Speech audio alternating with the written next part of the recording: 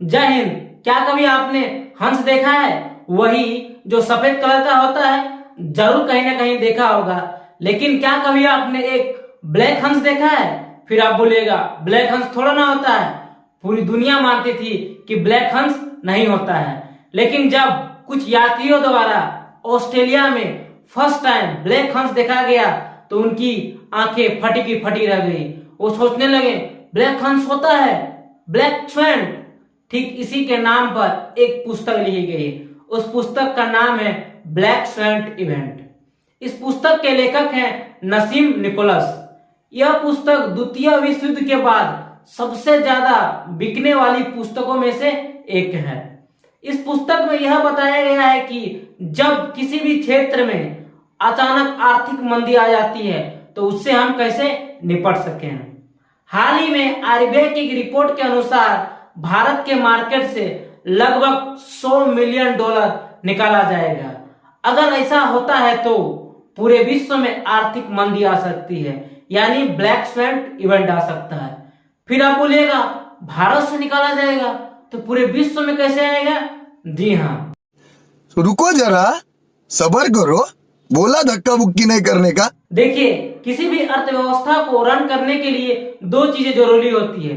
एक होता है डिमांड, दूसरा होता है आपका सप्लाई, यानी मांग एंड पूर्ति। सपोज कीजिए, मान लीजिए हम किसी दुकान में जाते हैं और दुकानदार से कहते हैं एक साबुन दे दो, तो दुकानदार बोलेगा मेरे पास साबुन नहीं है। यानी हमने तो मांग किया लेकिन दुकानदार के पास सप्लाई नहीं है। क्या इस कंडीशन में एक अर्थव्यवस्था रन कर पाएगा? नहीं कर पाएगा। और दूसरा कंडीशन, अगर हम दुकानदार से मांगे और दुकानदार हमको साबुन दे दे, तो बताइए क्या अर्थव्यवस्था रन करेगा नहीं करेगा? जरूर रन करेगा। लेकिन जब लॉकडाउन हुआ था तब पूरी दुनिया से डिमांड कम हो गया था। इसके पीछे का जो रीजन था वो था उस वक्त लोगों के पास पैसा ही नहीं था से लोग जाके मांग कर सके। तब इस स्थिति से निकलने के लिए पूरे विश्व के देशों ने अपने यहाँ लोगों को पैसे बांटना शुरू कर दिए। भारत ने तो लोगों को बहुत सस्ते दर पर लोन देने लगे ताकि जाके लोग फिर से डिमांड कर सके। अमेरिका ने तो ऐसे लोगों के खातों में ऐसे ही पैसा भेज दिया। अब जब लोग के पास पैसा आ गया तो लोग ये पैसा लेके कहाँ जाएंगे? डायरेक्ट जाएंगे मार्केट, यानी कोई डिमांड करने के लिए। सपोज कीजिए, मान लीजिए 100 आदमी एक मोबाइल दुकान में जाते हैं और बोलते हैं हमें मोबाइल दीजिए, और मोबाइल दुकान के पास ओनली 10 मोबाइल बचा हुआ है। तो बताइए क्या उस कंडीशन में दुकानदार क्या बोलेगा? आप नेक्स्ट दिन आइए। फिर नेक्स्ट दिन जाएंगे तो दुकानदार अगर उतना सप्लाई नहीं कर पाता है तो इस कंडीशन में महंगाई बढ़ेगा कि नहीं बढ़ेगा? बस इसी तरह करते करते देखते देखते अचानक महंगाई पूरी तरह से बढ़ गया। इसे कंट्रोल करने के लिए पूरे विश्व की सरकार कुछ भी करने को रेडी है। आपने एक चीज नोटिस किया होगा, जब लॉकडाउन था भारत का शेयर मार्केट अचानक आसमान छू रहा था, एक से एक नया रिकॉर्ड कायम कर रहा था। अचानक कितना बढ़ गया?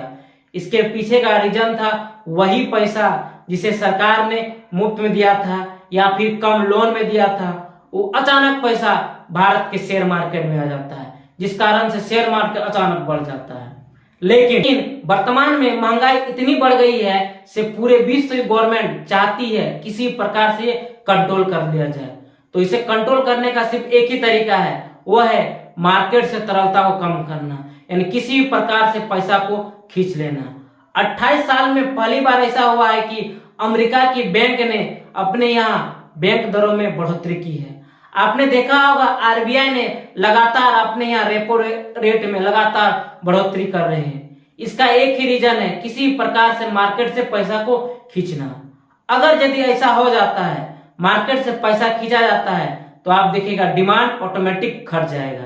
और जब डिमांड घट जाएगा तब देखिए जो जो कंपनियां अपने यहाँ प्रोडक्शन की है उसका सामान तो नहीं बिकेगा, जिस कारण से बहुत सारी कंपनियां ठप हो जाएगी, बहुत सारे लोग दिवालिया हो जाएंगे, मार्केट में अनएम्प्लॉयमेंट बढ़ जाएगा, लोगों का रोजगार छिन जाएगा, विश्व में बेरोजगारी दर बढ़ जाएगा। लोग यहाँ तक हो सकते हैं सरकार के विरुद्ध नारे तक करने के लिए उतर जाएं। इतना खतरनाक स्थिति हो सकता है। इसी को कहा जाता है आर्थिक मंदी, यानी black swan event. I hope आप समझे होंगे कि ब्लैक स्वैन इवेंट क्या है, यह कब आएगा या नहीं आएगा।